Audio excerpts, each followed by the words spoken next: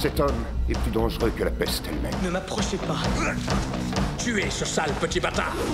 La colère divine va s'abattre sur vous. On n'envoie pas des moutons tuer un loup. Vas-y, frappe. Alors, qu'est-ce que t'en dis? Tu l'as appelé et tu t'es servi de lui. Le boulot, c'est le boulot. Efface-moi du système. Donne-moi ton cœur.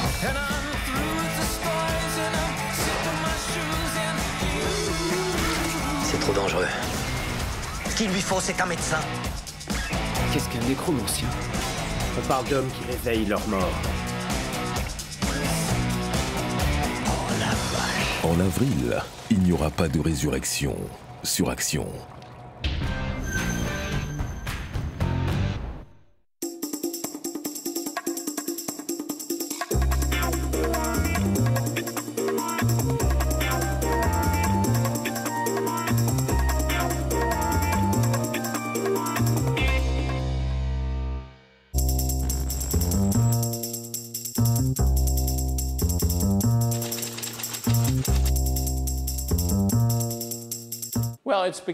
J'ai l'impression que la logique du profit y domine depuis ces 15 dernières années, en tout cas.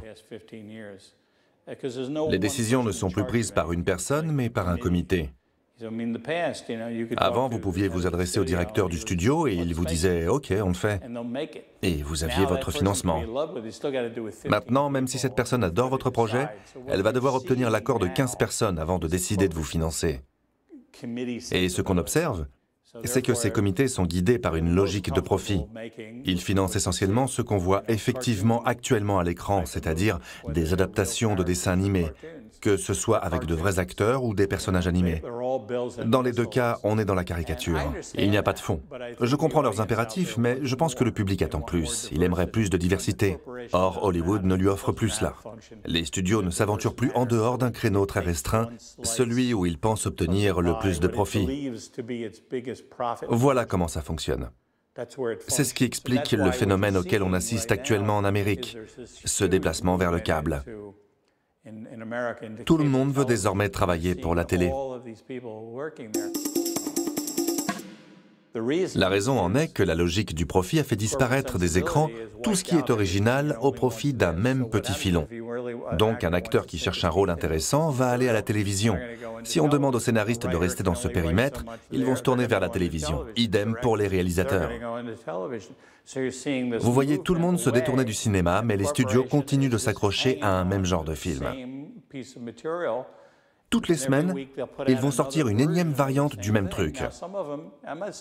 Je ne dis pas qu'il n'y a pas de place pour ce genre de film, mais c'est comme si on voulait nous forcer à manger toujours le même hamburger. À un moment donné, on a envie d'autre chose. C'est dans notre ADN d'aimer les histoires, mais on n'a pas envie de voir toujours la même histoire. On attend des variations, on veut voir des choses différentes, d'autres dynamiques.